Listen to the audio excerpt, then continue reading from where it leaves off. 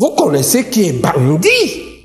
Vous ne les ignorez pas. Si vous les ignorez, ils sont dans tous les journaux sur Internet. Les chefs bandits sont sous. Ils ne sont pas les motifs historiques parce qu'ils ont vécu les traumatismes, parce qu'ils ont été éduqués d'une certaine manière, parce qu'ils sont des prébistériens, des religieux, ainsi de suite. Vous m'avez dit ça.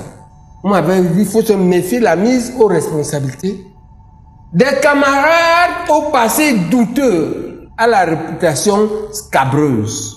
On imagine le regard de Jean Baïbek qui brûle comme une braise incandescente chaque fois que quelqu'un ose souiller le nom des héros de l'UPC. Une flamme s'allume en lui, violente, irrépressible, incontrôlable. Mais il voit, je crois qu'il voit que son truc a dérapé et que c'est mauvais. Mais simplement, les contradictions, c'est pas facile le cas. Le monde doit se préparer. Sur les plateaux de télévision, il ne débat pas. Il combat la mémoire de Ruben Oumnobe, Félix Moumié, Oussende Afana, Ernest Wandié n'est pas un sujet de discussion. C'est un serment. On se souvient encore de cette émission sur Vision 4 où, hors de lui, il avait menacé de gifler le présentateur pour avoir osé minimiser la grandeur de ces martyrs. C'est aussi un UPCiste maquisard. C'est-à-dire que on ne parlait pas de Martin Paul Samba, on ne parlait pas de Douane Mangabel, on ne parlait pas de Oum. C'est plus grave parce que lui était maquisard, c'est-à-dire on manque même sur lui. L'histoire du Cameroun est une affaire trop sérieuse pour être traitée avec légèreté. Et aujourd'hui, l'irréparable vient d'être commis. Elimbi Lobé a dérangé les morts. Abel Elimbi Lobé a parlé et en un instant, il a réveillé les fantômes de l'histoire. Il a prononcé un seul mot, mais il était déjà trop tard. Si vous parlez de génocide Bamileke parce qu'on a tué des gens, les Mbo, les Bakaka, les Balou, les Banco du Mungo vont parler du génocide en accusant les Bamileke d'Ernest Wandié qui ont débrûlé des villages entiers dans le Mungo pour prendre des terres.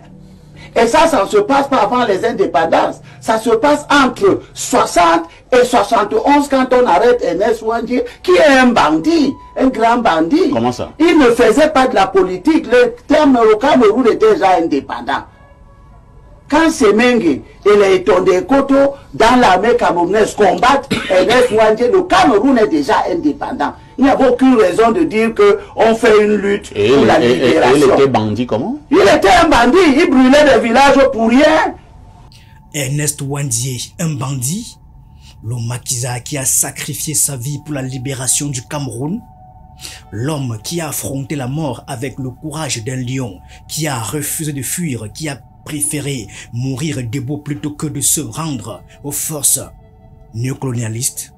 Il y avait quelle est la doctrine politique, quelle est la revendication qui voulait que on brûle, on ne dira peut-être pas qu'il était un bandit. Dans le pays, on a compris. Donc tous ces gens-là dans le pays Mbo, Ernest Wandié n'était pas un acteur politique qui se battait pour une cause nationale. C'est compris. Mais pourtant, on ne va pas dire que Ernest Wandié ou alors que les Bamileke ont fait un génocide. Parce qu'il n'y a pas eu une théorie visant à éliminer les Sawa de la région du Mungo. C'est un séisme, un blasphème, un crime contre la mémoire. Lorsque vous avez choisi la voie de la lutte pour une indépendance véritable, vous devez nécessairement vous attendre à tout moment au coup dur que vous portez les impérialistes.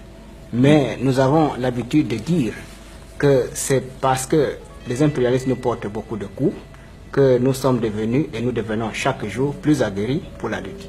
Que les morts se lèvent, que les fusillés des Vorbettis sortent de leur tombe, que leur ombre des martyrs gronde dans les collines, ensanglantés de l'histoire, car ce qui vient d'être prononcé est un blasphème, une insulte au sacrifice de ceux qui ont offert leur chair et leur sang pour que le Cameroun existe.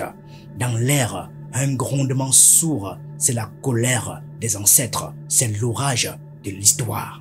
C'est à des niveaux aussi profonds que il faut la déraciner est dure. Je crois qu'en réalité, la solution du président aujourd'hui, si il voit c'est détruire lui-même son système et favoriser la construction d'un nouveau système. S'il ne le fait pas, l'histoire va le faire. C'est l'histoire, ce n'est pas quelqu'un qui va le faire. Abel Elimi Lobé, dans un élan d'ignorance et d'irrespect, a osé. Il a profané un nom qui devrait être sacré, un nom qui résonne encore dans la mémoire des anciens, là où les balles françaises sifflaient et où la mort était le prix de la liberté. Le 24 mai 1960, 2 avions Fouguet Magister de couleur jaune survolent cette église, alors en matériaux provisoires. Les morts se comptent par dizaines. Jean Baïbek ne le sera jamais passé ça. Il le sait et tout le monde le sait aussi. L'UPC n'oublie pas, en tout cas jamais. Oui, qui peut oublier la guerre du Maquis? Qui peut oublier ces milliers de Camerounais massacrés par l'armée coloniale et leurs complices locaux? Qui peut oublier ces combattants de l'UPC traqués comme des bêtes, torturés, pendus, exécutés sans procès? Ils sont si nombreux, les rebelles de la lutte pour la libération du Cameroun, qui capturés vivants, ont été précipités par-dessus ces chutes d'une hauteur de 70 à 100 mètres. Il y a eu de la répression sauvage, je dirais sauvage, par avion, sur terre. Je peux vous dire que tous les bas-fonds, dans les villages investis par la rébellion, ont été systématiquement bombardés. Et j'ai des témoignages, j'ai des gens qui y sont morts. Plus meurtriers que les chutes, c'est les marécages que vous avez en amont des chutes, où les populations, trouvant cela comme les seuls refuges, étaient entrées dans les hautes herbes que vous voyez là, et les avions leur ont fait leur fête. Nous sommes en 1971. L'armée coloniale et ses supplétifs locaux ont traqué Ernest Ouandié comme un animal. Ils l'ont arrêté, humilié, traîné devant une parodie du tribunal avant de l'exécuter publiquement à Bafoussam. Ce carrefour qui porte un nom devenu tristement célèbre, le carrefour Maquisard, devant une foule contrainte d'assister à la mise à mort d'un héros. Il a fixé la mort droit dans les yeux. Il est mort en soldat, en patriote, en combattant. Ernest Ouandié, qui repose ici, furent exécutés sur la place publique au lieu dit Carrefour Maquisard à Bafoussam, capitale régionale de l'Ouest, où l'on exposait les têtes coupées des chefs maquisards. Et aujourd'hui, on voudrait qu'on l'oublie. Et aujourd'hui, un homme ose cracher sur sa tombe. Non, jamais. Vous reconnaissez les référents historiques et en contrepartie, moi je ne crache pas. Merci pour ça. Mais si vous ne reconnaissez pas ça, pour ça, on vous a écouté. L'affaire est grave. Non, on vous a écouté pour ça. Jean Baïbek est l'héritier du combat. Il est l'âme immortelle de l'UPC.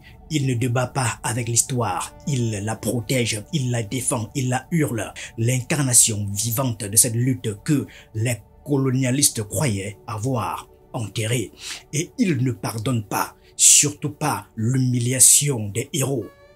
Ouandié, Oumniobé, Moumié et bien d'autres ne sont pas des noms qu'on souille impunément, car Jean Baïbek porte leur héritage dans son sang. Dans ce crime précis, le gouvernement français porte une lourde responsabilité et c'est de ce côté-là qu'il faut chercher les responsables. Nous détenons des preuves que nous ferons valoir en temps opportun. Et vous ne pouvez pas nous faire état de quelques-unes de ces preuves en ce moment? En tout cas, pour le moment, je crois que... Il était question de Main Rouge. Partagez-vous cet avis? Et je la partage entièrement. C'est une organisation qui opère et qui est attachée directement au deuxième bureau français, qui opère non seulement dans votre pays, mais en Belgique, en Allemagne de l'Ouest, en Italie, et qui a déjà fait beaucoup de victimes dans les milieux nationalistes africains.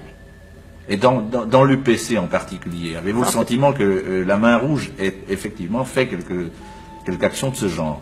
Je peux te dire que dans l'UPC là, je te dis que les choses que je vois dedans, les gens que je vois dedans, qui prétendent être UPCistes, si je dis ce qu'ils voient dedans. Il est candidat à la présidentielle de 2025, non pas pour un trône, mais pour une revanche historique. Il se bat pour ceux que l'histoire a trahis, pour ceux dont les rêves ont été enterrés dans des fosses communes. Vous savez que vous avez tous au Cameroun le sang, notre sang sur vos mains. Moi, mes deux grands-parents, vous avez tué, non? Ok? Donc, vous avez notre sang sur vos mains. Donc, nous, on peut prendre le problème avec beaucoup de hauteur. La question du sang sur la main peut se juger parce que, regardez la traite de Jésus-Christ dans la Bible. Pendant la même période, la même semaine, Jésus-Christ a deux traites. Judas et Pierre. Mais regardez la traite de Pierre. Pierre traite, regardez comme un peureux. On lui coupe l'oreille. Il ne peut pas tenir. Il craque. C'est la peur. C'est différent de la traiterie de Judas. Lui, c'est un commerçant. Il veut l'argent. Money man. La traiterie, c'est comme ça. Il y a plusieurs degrés de traiterie. Et lorsqu'il entend un homme traiter Ernest Ouandié de bandit, c'est tout son être qui se soulève, car le vrai bandit, ce n'est pas Ernest Ouandié. Le vrai bandit, c'est celui qui nie l'histoire, c'est lui qui veut effacer les sacrifices, c'est lui qui se moque du sang versé. Vous connaissez qui est bandit? Les chefs bandits sont sourds. Et Limbi Lobert a joué avec le feu. Le feu va maintenant lui répondre.